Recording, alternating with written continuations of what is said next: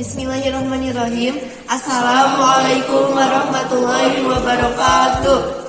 Kami dari kelompok 4 di sini kami akan menjelaskan mengenai materi sejarah, kebudayaan dan peradaban Islam. Yang pertama kita perkenalan dulu. Nama saya Putri Ismi Ajijah dengan NIM 191624021. Nama saya Hana Fadriyah dengan NIM 1916 24014. Nama saya Muftul Ulai dengan NIM 1916 24018. Nama saya Teguh Yudita Putra dengan NIM 1916 24028. Oke, tunggu penjelasan berikutnya. Saya akan menjelaskan strategi dakwah Rasulullah SAW di Mekah. Yang pertama, dakwah secara rahasia atau diam-diam, atau yang biasa disebut al-dakwah bi-al-sir. Agar tidak menimbulkan keresahan dan kekacauan di kalangan masyarakat Quraisy, Rasulullah memulai dakwahnya secara sembunyi-sembunyi. Hal tersebut dilakukan mengingat kerasnya watak suku Quraisy dan keteguhan mereka berpegang pada keyakinan dan penyembahan berhala. Pada tahap ini, Rasulullah memfokuskan dakwah Islam hanya kepada sanak keluarga dan orang-orang terdekat. Rumah Rasulullah atau yang disebut dengan Darul Arqam dijadikan sebagai pusat kegiatan dakwah. Di tempat itulah ia menyampaikan risalah-risalah tauhid dan ajaran Islam lainnya yang diwahyukan oleh Allah Subhanahu wa taala. Rasulullah secara langsung menyampaikan dan memberikan penjelasan tentang ajaran Islam dan mengajak pengikutnya untuk meninggalkan agama nenek moyang, yaitu menyembah berhala. Karena sifat dan kepribadiannya yang sangat terpercaya dan terjaga dari hal-hal tercela, tanpa ragu pengikutnya, baik dari kalangan keluarga maupun para sahabat, menyatakan ketauhidan dan keislaman mereka di hadapan Rasulullah SAW.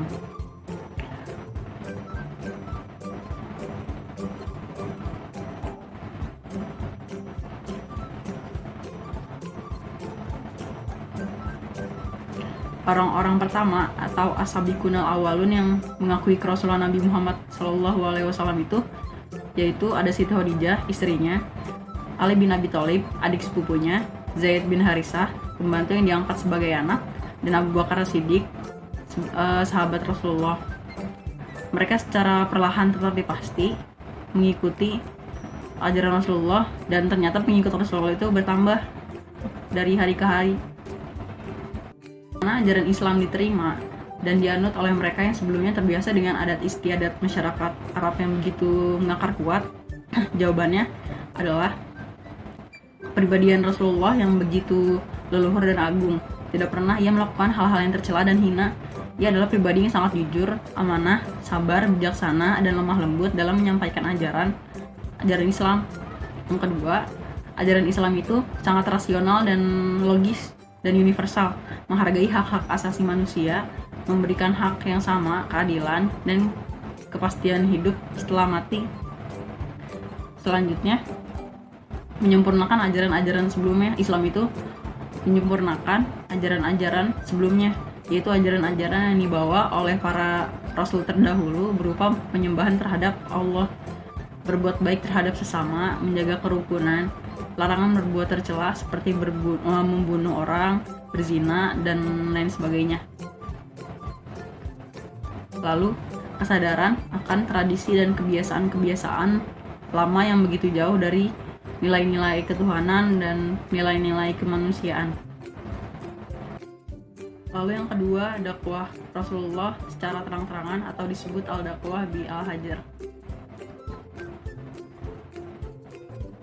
Rasulullah SAW yakin bahwa saatnya ia dan para sahabat dan para pengikutnya untuk menyebarluaskan ajaran Islam secara terbuka dan terang-terangan. Dengan dukungan istrinya, yaitu Siti Khadijah, paman yang setia membelanya, yaitu Abu Thalib, serta para sahabat dan pengikut yang setia, ditambah pula dengan keyakinan bahwa Allah itu senantiasa menyertai, dimulailah dakwah secara terang-terangan ini.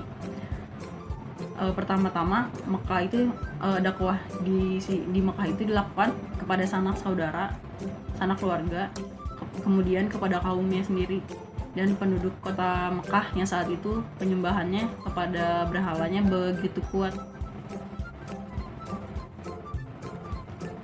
Semua cemoohan, ejekan dan ancaman yang ditunjukkan kepada Rasulullah SAW dan para pengikutnya makin melucut kepada Rasulullah. Dengan terus bertambahnya jumlah pengikutnya, orang-orang Quraisy makin dendam kepada Rasulullah SAW. Pelan tapi pasti, pengaruh Rasulullah dan ajaran Islam semakin diterima oleh masyarakat Mekah yang telah muak melihat praktik-praktik kotor jahiliyah mereka.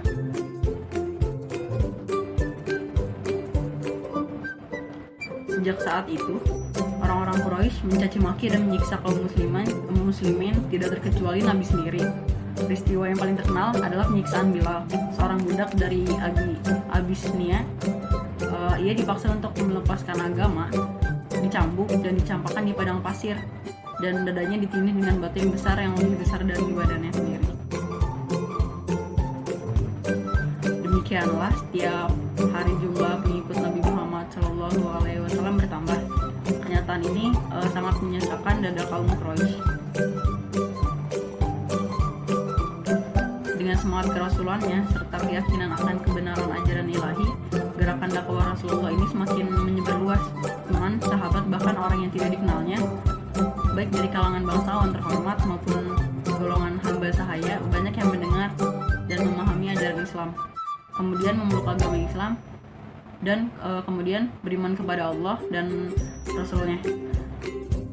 Apa yang membuat mereka begitu keras menolak ajaran yang dibawa oleh Rasulullah SAW? Yang pertama, kesombongan dan keangkuhan. Mereka memandang bahwa mereka lah yang lebih mulia dan lebih tinggi derajatnya dari golongan bangsa Arab lainnya. Oleh karena itu, apabila mereka mengakui dan menerima ajaran Islam yang dibawa oleh Rasulullah, mereka menganggap itu akan menurunkan dan menjatuhkan derajat dan martabat serta mengancam kedudukan mereka. Yang kedua, fanatisme buta terhadap leluhur. Kebiasaan yang telah mengakar kuat dan turun-menurun dalam melaksanakan penyembahan berhala dan kemusyrikan lainnya menyebabkan mereka sangat sulit menerima ajaran tauhid dan penyembahan Allah yang ahad. Kebiasaan tersebut sudah mengkristal dan berakar. Mereka sangat sulit diberikan pemahaman tersebut. Yang ketiga, eksistensi dan persaingan kekuasaan. Penolakan mereka terhadap ajaran Rasulullah secara politis akan melemahkan eksistensi dan pengaruh kekuasaan mereka. Jika mereka menerima Rasulullah SAW dengan ajaran yang dibawanya, tentu saja berakibat pada lemahnya pengaruh dari kekuasaan mereka. Kekuasaan yang pengaruh yang selama ini mereka dapatkan dengan kekuasaan menghalalkan berbagai cara, tentu sangat bertolak belakang dengan ajaran Rasulullah SAW. Itulah sebabnya mereka mati-matian mempertahankan eksistensi dan keberadaan mereka untuk menolak Rasulullah SAW. Contoh-contoh penyiksaan Quraisy terhadap Rasulullah SAW dan para pengikutnya, yaitu yang pertama, suatu hari Uqbah bin Abi Mu'ti melihat Rasulullah sedang bertawaf, lalu menyaksikannya. Ia menjerat leher Rasulullah dengan sorbannya dan menyeret keluar masjid. Beberapa orang menolong Rasulullah karena takut kepada Bani Hashim. Yang kedua, ada penyiksaan lain yang dilakukan oleh pamannya sendiri, yaitu Abu Lahab dan istrinya Ummu Jamil. Rasulullah SAW bertetangga dengan mereka. Mereka tak pernah berhenti melemparkan barang-barang kotor kepada Rasulullah. Suatu hari mereka melemparkan kotoran domba kepada Nabi Muhammad. Suatu hari mereka melemparkan kotoran domba ke kepala Nabi. Sekali lagi Hamzah membalasnya dengan menimpakan barang yang sama kepada Abu Lahab. Yang ketiga, Quraisy memboikot kaum muslimin. Kaum Quraisy memutuskan segala bentuk hubungan perkawinan dan perdagangan dengan Bani Hashim. Persetujuan pemboikotan ini dibuat dalam bentuk piagam, ditandatangani bersama dan digantungkan di Ka'bah. Peristiwa ini terjadi pada tahun ke-7 kenabian dan berlangsung selama 3 tahun. Pemboikotan ini mengakibatkan kelaparan, kemiskinan, dan kesengsaraan bagi kaum muslimin. Untuk meringankan penderitaan kaum muslimin, mereka pindah ke suatu lembah di luar kota Mekah. Kemudian ada perjanjian Aqabah. Bagaimana bisa terjadi perjanjian Aqabah? Jawabannya adalah perjanjian Muhammad dengan 12 orang dari Yastrib yang kemudian mereka memeluk Islam. Baiat Aqabah ini terjadi pada tahun ke-12 kenabiannya. Kemudian mereka berbaiat atau bersumpah setia kepada Nabi Muhammad SAW. Isi baiatnya itu menyangkut 3 perkara. Yang pertama, tidak menyekutukan Allah dengan sesuatu apapun, melaksanakan apa yang diperintahkan oleh Allah, meninggalkan apa yang dilarang oleh Allah. Lalu Muhammad SAW mengirim Mushab bin Nuair dan Amr bin Ummi Maktum ke Yastrib bersama mereka untuk mengajarkan kepada manusia perkara-perkara agama Islam, membaca Al-Quran, salat, dan sebagainya. Kemudian ada peristiwa hijrah kaum muslimin. Yang pertama, hijrah ke Abyssinia, Habasyi. Untuk menghindari bahaya penyiksaan, Nabi Muhammad SAW menyarankan para pengikutnya untuk hijrah ke Abyssinia atau Habasyi. Para sahabat pergi ke Habasyi dengan 2 kali hijrah. Hijrah pertama sebanyak 15 orang, 11 orang laki-laki dan 4 orang perempuan.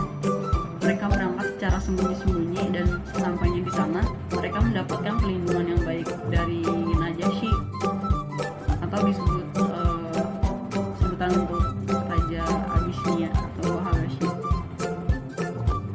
Peristiwa hijrah ke Abyssinia ini sungguh tidak menyenangkan kaum Quraisy dan menimbulkan kekhawatiran yang sangat besar. Ada 2 hal yang dikhawatirkan oleh kaum Quraisy. Yang pertama, kaum muslimin akan dapat menjalin hubungan yang luas dengan masyarakat Arab. Lalu yang kedua, kaum muslimin akan menjadi kuat dan kembali ke Mekah untuk menuntut balas dendam. Di sana mereka mendapatkan perlindungan dari Raja Najasyi kepada kaum muslimin hingga kemudian mereka hidup untuk beberapa lama di negeri yang jauh dari tanah kelahirannya. Sekarang saya akan menjelaskan tentang strategi dakwah Rasulullah di kota Madinah. Strategi dakwah yang dilakukan oleh Rasulullah SAW di kota Madinah berbeda dengan yang diterapkan oleh Rasulullah di kota Mekah. Perbedaan tersebut tentunya disesuaikan dengan kondisi sosial politik masyarakat yang ada di kota Madinah pada saat itu. Strategi yang pertama adalah mendirikan masjid. Sesampainya datang di Madinah, hal yang pertama dilakukan oleh Rasulullah adalah membangun masjid. Rasulullah beserta kaum muslimin yang ada di kota Madinah bahu-membahu membangun masjid. Masjid pertama yang dibangun oleh Rasulullah adalah Masjid Nabawi. Nah, ketika Rasulullah dalam perjalanan hijrah juga, Rasulullah membangun masjid, yaitu Masjid Quba. Yang kedua, mempersaudarakan kaum muhajirin dan kaum ansyar. Kaum muslimin Mekah yang hijrah ke Madinah disebut kaum muhajirin, sedangkan kaum muslimin yang ada di Madinah disebut kaum ansyar. Pada saat hijrah ke Madinah, kaum muhajirin tidak membawa harta benda mereka sedikit pun. Saat itu yang ada di pikiran mereka adalah cara agar dapat selamat dari kejaran kaum Quraisy. Mereka tidak memikirkan harta benda mereka. Nah, meskipun kaum Ansyar mengetahui bahwa sebagian besar kaum muhajirin tidak membawa harta benda mereka menerima saudara sesama muslim dengan tangan terbuka. Jadi strategi yang ketiga adalah menciptakan perdamaian antar suku. Sebelum Rasulullah hijrah ke Madinah, suku Aus dan suku Khazraj terlibat pertikaian. Nah, pertikaian kedua suku ini tergolong cukup lama dan belum ada penyelesaiannya. Tapi ketika Rasulullah telah sampai ke Madinah, pertikaian antar suku di Madinah itu dapat dikikis, khususnya suku besar, yaitu suku Aus dan suku Khazraj. Rasulullah terus menjaga perdamaian tersebut. Menciptakan perdamaian, baik antara suku maupun antar penduduk, merupakan salah satu strategi dakwah Rasulullah di Madinah. Yang keempat, memprakarsai perjanjian Piagam Madinah. Sebagaimana kita ketahui, penduduk Madinah bukan hanya kaum muslimin saja. Untuk menjembatani dan menjaga persatuan, Rasulullah memprakarsai penyusunan Piagam Madinah. Piagam ini menjamin hak dan kewajiban setiap penduduk Madinah. Dengan piagam ini, semangat toleransi antar masyarakat di Madinah diharapkan dapat terwujud. Nah, jadi yang terakhir adalah menggalang kekuatan untuk mempertahankan agama. Meskipun dakwah Islam dilakukan dengan cara lemah lembut, ternyata masih banyak tantangan dan hambatan dari sebagian kelompok. Bahkan ada kaum yang secara terang-terangan melanggar isi piagam Madinah dan bersekutu dengan kaum Quraisy. Misalnya dilakukan oleh kaum Yahudi yang bersekutu dengan kaum Quraisy. Oleh karena itu, Rasulullah terpaksa membela diri dan mempertahankan Islam dengan cara meladeni ajakan perang. Peperangan yang dilakukan oleh umat Islam pada masa Rasulullah di Madinah adalah Perang Badar, Perang Uhud, dan Perang Khandaq. Selanjutnya, saya akan menjelaskan mengenai periodisasi sejarah. Menurut Harun Nasution, dalam bukunya yang berjudul Islam Ditinjau dari Berbagai Aspeknya, mengelompokkan sejarah ke dalam 3 periode. Yang pertama, periode klasik, dari tahun 650 hingga 1250 Masehi. Periode ini merupakan periode kejayaan Islam yang dibagi dalam 2 fase. Yang pertama, fase ekspansi dan fase integrasi, dari tahun 650 hingga 1000 Masehi. Yang kedua, fase disintegrasi, dari tahun 1000 hingga 1250 Masehi. Yang kedua, fase atau periode pertengahan, ditandai dari tahun 1250 hingga 1800 Masehi. Periode pertengahan ini merupakan periode kemunduran Islam yang ditandai juga dalam 2 fase. Pertama, fase kemunduran dari tahun 1250 hingga 1500 Masehi, dan yang kedua yaitu fase munculnya kerajaan-kerajaan dari tahun 1500 hingga 1800 Masehi. Fase ini ditandai 2, yaitu zaman kemajuan tahun 1500 hingga 1700 Masehi, dan yang kedua zaman kemunduran dari tahun 1700 hingga 1800 Masehi. Nah, yang ketiga adalah periode modern dari tahun 1800 dan 1800 Masehi dan seterusnya. Periode modern ini merupakan periode kebangkitan kembali Islam dan dengan ditandai pembaharuan Islam.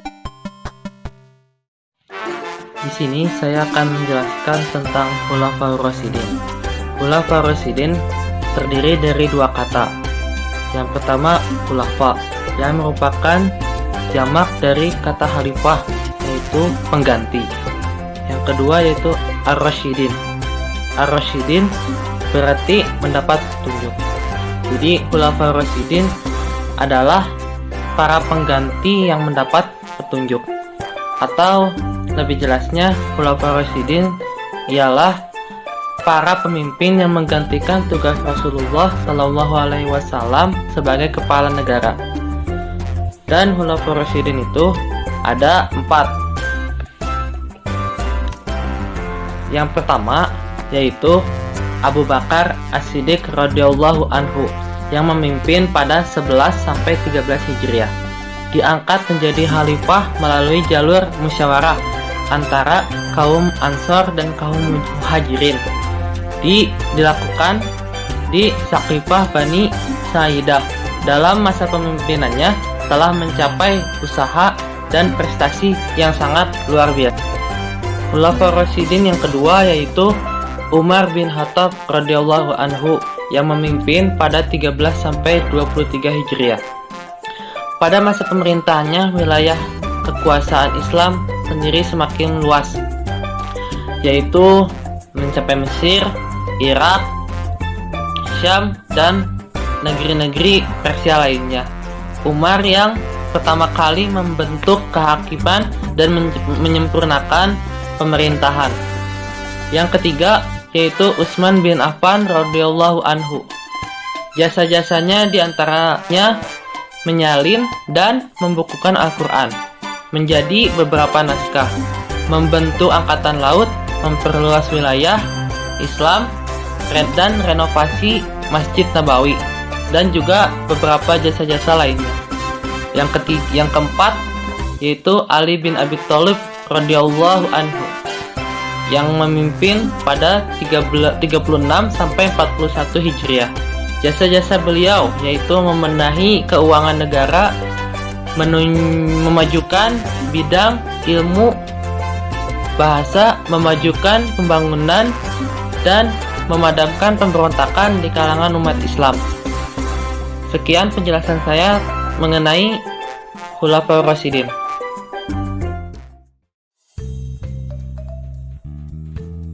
Masa kejayaan Islam. Masa kejayaan Islam ditandai dengan dua kerajaan. Satu, kerajaan Umayyah atau yang dikenal dengan Daulah Umayyah, dan yang kedua, kerajaan Abbasiyah atau yang dikenal dengan Daulah Abbasiyah.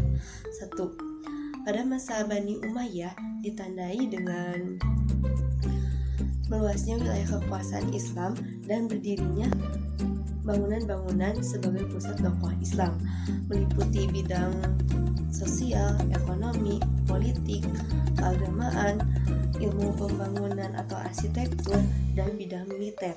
Yang kedua, pada masa Bani Abbasiyah ditandai dengan pesatnya ilmu perkembangan pengetahuan, meliputi bidang sosial, ekonomi, keagamaan, ilmu pembangunan atau arsitektur, dan bidang militer. Selain dua kerajaan tersebut, ada pun faktor internal dan faktor eksternal yang mempengaruhi kemajuan Islam pada masa itu. Yang pertama, faktor internal, diantaranya satu, konsistensi dan istiqomah umat Islam terhadap ajaran Islam. Yang kedua, ajaran Islam mendorong umatnya untuk maju. Yang ketiga, Islam sebagai rahmat seluruh alam. Yang keempat, Islam sebagai dakwah agama sekaligus keseimbangan untuk menggapai kehidupan dunia dan ukhrawi. Adapun faktor eksternal diantaranya satu, terjadinya asimilasi pada bangsa-bangsa Arab dan bangsa-bangsa lain yang lebih dahulu mengalami perkembangan ilmu pengetahuan. Yang kedua, adanya gerakan terjemahan pada masa periode Kasih. Gerakan-gerakan tersebut dilakukan dengan sangat giat. Di samping itu ada gerakan-gerakan lain dan etos keilmuan. Yang pertama, melaksanakan isi Al-Quran secara maksimal. Yang kedua, melaksanakan isi hadis. Yang ketiga, mengembangkan ilmu pengetahuan dengan beristihad. Yang keempat, ulama-ulama yang berdiri sendiri serta menolak untuk menjadi bagian pemerintahan. Dari gerakan-gerakan tersebut, muncullah tokoh-tokoh yang memiliki semangat untuk mengembangkan ilmu pengetahuan. Satu, dalam bidang filsafat ada Al-Farabi, ada Al-Ghazali, ada Al-Kindi, Ibnu Sina, Ibnu Rushd, Ibnu Jabah, dan Ibnu Tufail. Yang kedua, bidang kedokteran ada Zabir bin Hayyan, Huraim bin Ishaq, Tabib bin Quro, dan Ar-Raji atau Rajis. Yang ketiga, bidang matematika ada Umar Al-Faruqan dan Al-Khwarizmi. Yang keempat, bidang astronomi ada Al-Faraji, Al-Gotani, Abul Wafa, dan Al-Fargoni. Yang kelima, ada bidang seni ukur ada Badar dan Tarif. Yang keenam, dalam bidang ilmu tafsir ada Ibnu Jarir At-Tabari, ada Ibnu Atiyah Al-Andalusi, ada As-Suda, dan Muhammad bin Ishaq. Yang ketujuh, dalam bidang hadis ada Imam Bukhari, Imam Muslim, Ibnu Majah, At-Tirmidzi, Abu Daud, dan lain-lain. Saya akan membahas bagaimana sih kondisi kemajuan di bidang arsitektur ataupun bangunan.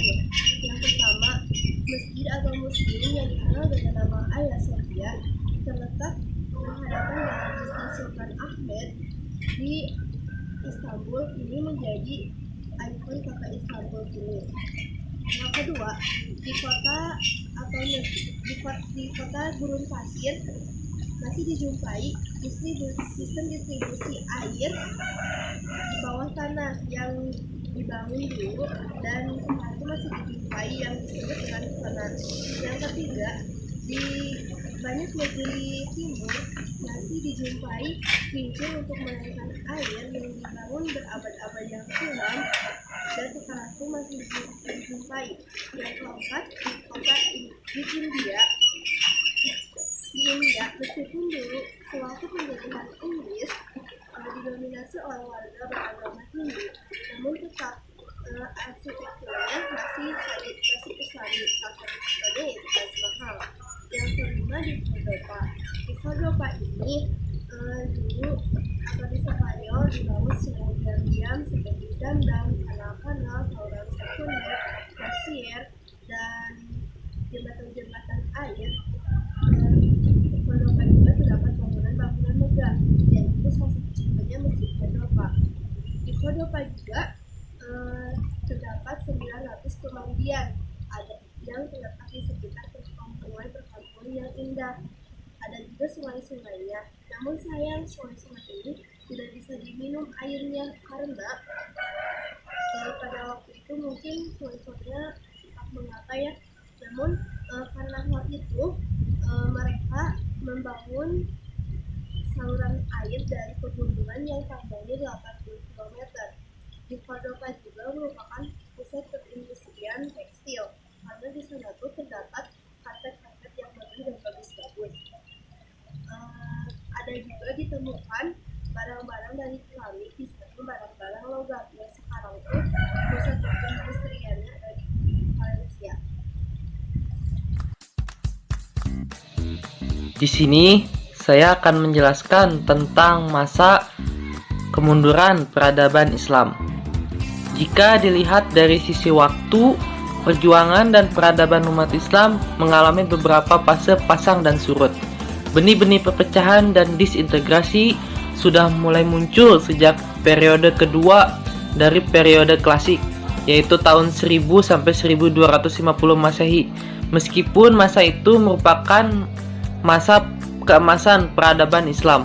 Peradaban Islam kemudian mengalami kemunduran tahun 1250 sampai 1500 Masehi atau dikenal sebagai masa kemunduran 1. Kemudian mengalami kemajuan hingga memasuki abad ke-18 Masehi. Kemudian kembali mengalami penurunan hingga memasuki abad ke-19 Masehi. Kemudian kembali bangkit pada masa modern. Menurut Ibnu Khaldun, faktor penyebab runtuhnya sebuah peradaban yang pertama yaitu materialisme. Penguasa dan masyarakat menerapkan gaya hidup malas dan bermewah-mewahan. Kedua yaitu tindakan amoral, yaitu pelanggaran hukum dan penipuan dengan tujuan mencari nafkah. Intinya, dalam pandangan Ibnu Khaldun, hancurnya suatu peradaban disebabkan oleh hancur dan rusaknya sumber daya manusia, baik secara intelektual maupun moral. Bahasan selanjutnya yaitu mengenai munculnya pembaruan Islam tahun 1800 Masehi sampai seterusnya. Islam mencapai kemajuan di abad klasik disebabkan oleh beberapa hal. Yang pertama, umat Islam menjalankan ajaran Al-Quran yang memerintahkan manusia untuk lebih banyak menggunakan akalnya.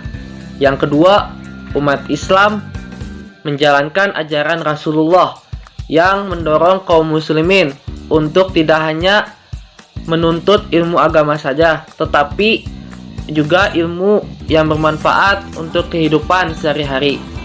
Yang ketiga, umat Islam mengembangkan ilmu agama dengan berijtihad dan mengembangkan teknologi. Keempat, ulama yang berdiri sendiri menolak tawaran penguasa untuk menjadi pegawainya. Tokoh pembaruan Islam yang pertama dari India, yaitu Syah Waliullah. Beliau berpendapat bahwa penyebab kemunduran Islam ada beberapa hal sebagai berikut.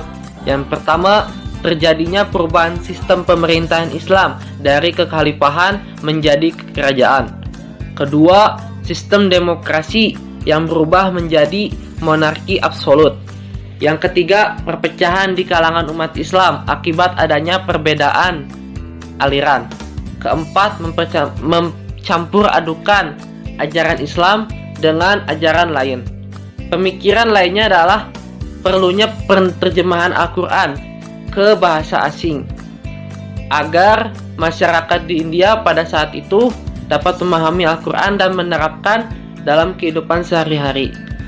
Pertama kali diterjemahkan ke dalam bahasa Persia, kemudian oleh putra Syah Waliullah dilanjutkan dengan terjemahan ke dalam bahasa Urdu yang lebih sering digunakan oleh masyarakat India dalam kehidupan sehari-harinya.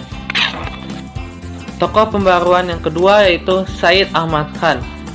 Pemikiran Sayyid Ahmad Khan tentang pembaruan Islam yaitu sebagai berikut.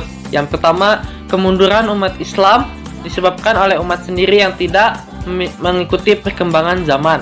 Yang kedua, ilmu dan teknologi merupakan hasil pemikiran manusia yang harus dihargai umat. Yang ketiga, Islam adalah agama yang memiliki paham hukum buatan Tuhan. Antara hukum buatan Tuhan dan Al-Quran tidak memiliki pertentangan. Keempat, sumber ajaran Islam hanyalah Al-Quran dan hadis. Pendapat ulama pada masa lampau tidak mengikut bagi umat Islam. 5. Umat Islam harus didorong untuk memiliki sikap semangat berpikir. Keenam, cara efektif untuk mengubah sikap mental umat Islam adalah pendidikan. Tokoh pembaruan yang ketiga yaitu Muhammad Iqbal, seorang penyair dan filsuf. Pemikirannya yaitu yang pertama, ijtihad mempunyai kedudukan penting dalam pembaruan Islam. Kedua, umat Islam perlu mengembangkan sikap dinamis. Ketiga, kemunduran disebabkan oleh kebuntuan dalam berpikir. Keempat, hukum Islam tidak bersifat statis. Kelima, umat Islam harus menguasai sains dan teknologi. Keenam, perhatian berlebihan terhadap yang bersifat zuhud, sehingga menyebabkan tertinggalnya masalah keduniaan. Tokoh pembaruan selanjutnya itu berasal dari Mesir. Yang pertama, Muhammad Ali Pasha. Sebagai seorang raja, Muhammad Ali Pasha memprioritaskan bidang militer. Ia berpandangan bahwa kekuasaan hanya dapat dipertahankan dan diperbesar melalui kekuatan militer.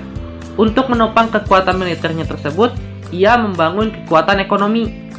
Selain itu juga, ia mendirikan sekolah-sekolah modern. Beliau melihat bahwa lembaga-lembaga pendidikan tradisional yang sudah ada tentu sulit menerima kurikulum modern ke dalam lembaganya. Oleh karena itu, ia mendirikan sekolah modern sendiri. Ide dan tindakan yang ditempuh Muhammad Ali ini menunjukkan adanya kemajuan di zamannya. Tokoh pembaruan yang kedua dari Mesir yaitu bernama Rifa'ah Baidawi. Beberapa pemikiran tentang pembaruan Islam. Yang pertama, ajaran Islam bukan hanya menuntut akhirat saja tetapi juga dunia. Yang kedua, kekuasaan raja yang cenderung absolut harus dibatasi dengan syariat. Oleh karena itu, raja harus bermusyawarah dengan ulama dan kaum intelektual. Yang ketiga, syariat harus diartikan sesuai dengan perkembangan modern. Keempat, para ulama harus mempelajari filsafat dan ilmu pengetahuan modern. Kelima, pendidikan harus bersifat universal. Wanita dan pria harus sama dalam mendapatkan pendidikan. Keenam, umat Islam harus dinamis. Tokoh pembaruan ketiga dari Mesir yaitu Jamaluddin Al-Afghani. Beberapa pemikiran tentang pembaruan Islam. Yang pertama dari beliau yaitu kemunduran umat Islam disebabkan oleh umat itu sendiri. Yang kedua, untuk mengembalikan kejayaan, maka umat Islam harus kembali kepada ajaran Islam murni. Ketiga, corak pemerintahan autokrasi dan absolut harus diganti menjadi demokratis. Keempat, tidak ada pemisahan antara agama dan politik karena solidaritas antar umat harus dihidupkan kembali. Pembahasan selanjutnya yaitu tokoh pembaharuan dari Turki. Yang pertama yaitu Sultan Mahmud II. Pemikiran tentang pembaruan Sultan Mahmud II sebagai berikut, yaitu menerapkan sistem demokrasi dalam pemerintahannya. Yang kedua, menghapus pengultusan sultan yang dianggap suci oleh rakyatnya. Ketiga, memasukkan bidang keilmuan umum ke dalam kurikulum madrasah. Keempat, mendirikan sekolah maktebi ma'arif untuk mempersiapkan tenaga administrasi. Dan juga mendirikan sekolah maktebi ulum-i edebiyat, yaitu untuk mempersiapkan tenaga ahli penerjemah. Kelima, mendirikan sekolah kedokteran, militer, teknik Sultan Mahmud II. Untuk tokoh selanjutnya bernama Namik Kemal. Analisa dari Namik Kemal tentang sebab kemunduran kerajaan Utsmani dan alternatif solusinya. Yang pertama, kondisi ekonomi dan politik kerajaan Turki Utsmani tidak beres. Solusi perubahan sistem pemerintahan absolut menjadi konstitusional. Yang kedua, warga negara memiliki hak-hak politik dan harus dihormati dan dilindungi oleh negara. Ketiga, pemerintah demokratis tidak bertentangan dengan ajaran Islam. Keempat, Islam mengajarkan al-maslahat al-ammah. Kehalifahan tidak boleh bertentangan dengan al-maslahat al-ammah. Kelima, kepala negara dalam mengurus negara tidak boleh melanggar syariat. Sekian penjelasan saya mengenai kemunduran dan pembaruan peradaban Islam. Assalamualaikum adik-adik. Waalaikumsalam. Lagi pada ngapain? Ngobrol apa? Virus corona. Oh, virus corona ya? Ya, sekarang tuh lagi ada penyebaran virus corona yang semakin hari itu semakin banyak penderitanya. Jadi adik-adik biar terhindar dari virus corona, kalau main di rumah aja ya. Nah, Teteh mau memperkenalkan tentang cendekiawan Islam, boleh gak? Boleh. Mau tahu gak? Mau. Mau mendengarkan gak? Mau. Nah, ini yang pertama ada Ibnu Sina. Tahu gak Ibnu Sina siapa? Gak. Ibnu Sina adalah cendekiawan Islam di bidang kedokteran dan di bidang filsafat. Ibnu Sina ini menulis sebanyak 200 buku. Nah, beberapa buku yang terkenalnya adalah yang pertama Qanun Atib, buku ensiklopedia tentang kedokteran. Dan yang kedua tuh ada Ashifa, buku ensiklopedia tentang filsafat adik-adik. Nah, hebat ya? Nah, selanjutnya di sini ada Al-Khawarizmi. Tahu gak beliau siapa? Mau tahu? Mau. Dia merupakan cendekiawan Islam di bidang matematika. Adik-adik pada belajar matematika gak? Ya. Belajar? Ya. Tahu aljabar gak? Ya. Nah, belum tahu ya. Ada kelas berapa emangnya? Ada kelas berapa? Kalau ada kelas berapa? Ada kelas berapa? Oh, pantesan belum tahu aljabar karena ada masih pada SD. Soalnya aljabar ini belajarnya nanti di SMP. Hebat ya ada ya? Nah, selanjutnya ada Imam Al-Ghazali. Tahu gak Imam Al-Ghazali siapa? Imam Al-Ghazali merupakan tokoh Islam yang hebat ya, sama luar biasa. Beliau merupakan cendekiawan di bidang ilmu filsafat. Adik-adik mau gak seperti cendekiawan yang hebat-hebat ini? Mau? Beneran mau? Kalau mau, ini deh ikutan lagi sini. Kalau mau, adik-adik harus belajar yang rajin, yang giat, biar cita-citanya tercapai. Pinter. Nah, adik-adik mau kan belajar yang rajin? Di sini siapa yang cita-citanya mau jadi dokter? Ada yang mau jadi dokter.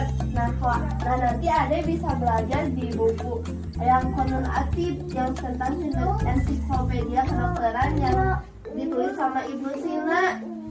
Ada mau jadi apa? Polisi. Ada mau jadi apa, Adek? Pemain bola.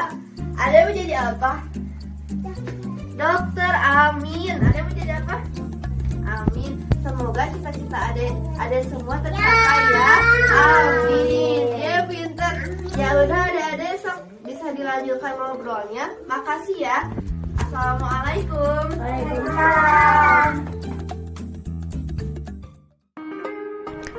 Kesimpulannya, yang pertama, perkembangan ilmu pengetahuan berperan penting dalam kebudayaan umat muslim. Hal ini dapat dilihat dari kejayaan umat muslim pada masa kekhalifahannya. Pada masa tersebut, peradaban umat muslim memimpin peradaban dunia dan menjadi rujukan oleh bangsa-bangsa lainnya. Yang kedua, dengan mendalami penyebab ketertinggalan umat muslim dalam pengembangan ilmu pengetahuan, maka ilmu pengetahuan bukanlah satu-satunya cara untuk memajukan umat. Kualitas keimanan dan ketakwaan umat juga harus ditingkatkan seiring dengan meningkatnya kualitas diri dalam perkembangan ilmu pengetahuan, sains, dan teknologi. Hal ini dapat dibentuk dengan mendirikan sebuah sistem pendidikan yang baik untuk generasi penerus. Yang ketiga, para mahasiswa dan pemuda telah dikaruniai oleh Allah Subhanahu wa taala dengan segenap potensi untuk mengemban amanahnya sebagai khalifah di muka bumi ini. Oleh karena itu, kita sebagai mahasiswa, pemuda, penerus bangsa dan agama hendaknya senantiasa melakukan muhasabah atau introspeksi sehingga pada masa yang akan datang siap untuk menjalankan amanah sebagai khalifahnya. Nah, sejarah dan kebudayaan Islam juga harus dikenalkan kepada masyarakat, baik kepada generasi muda maupun generasi tua. Bahkan, anak-anak juga harus mendapat pelajaran ini sejak kecil. Dan penjelasan yang kami sampaikan, mudah-mudahan apapun yang kami sampaikan dapat bermanfaat bagi kalian semua. Dan apabila ada kekurangan dalam video ini, itu luput dari kami semua ataupun penjelasan yang kurang juga itu merupakan kesalahan kami dan kesempurnaan hanya untuk Allah. Sekian dari kami. Wassalamualaikum warahmatullahi wabarakatuh.